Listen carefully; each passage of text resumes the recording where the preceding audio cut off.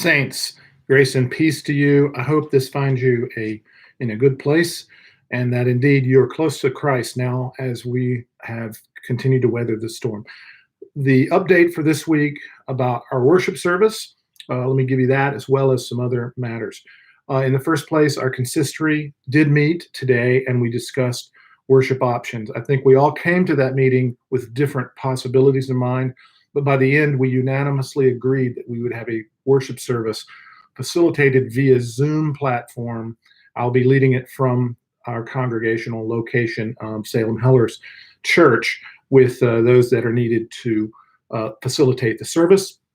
And I hope you can join in. We did that last week across churches in the CREC.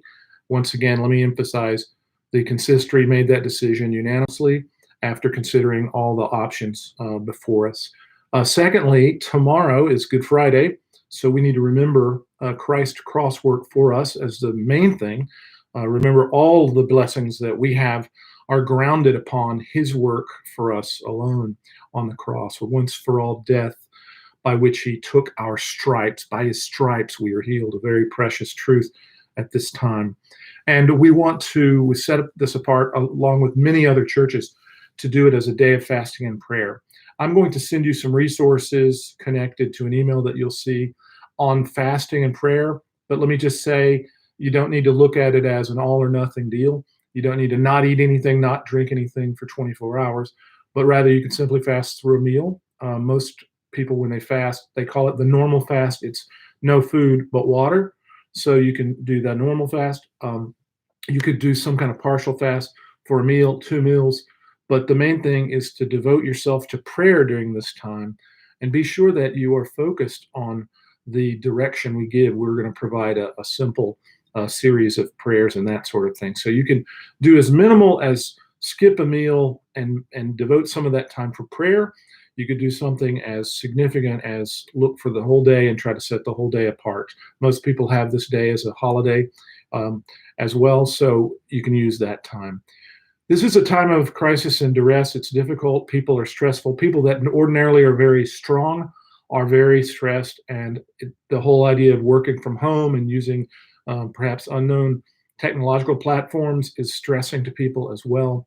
So there are many things that are going on during this time.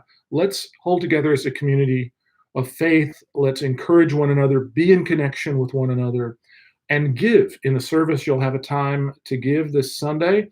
We will have needs in our own congregation. We will have needs in the broader church. We already have been trying to assist some stranded Ukrainians that are stranded in Asia trying to get back, and it's costing much money. And thankfully, the Lord provided many resources to make that happen.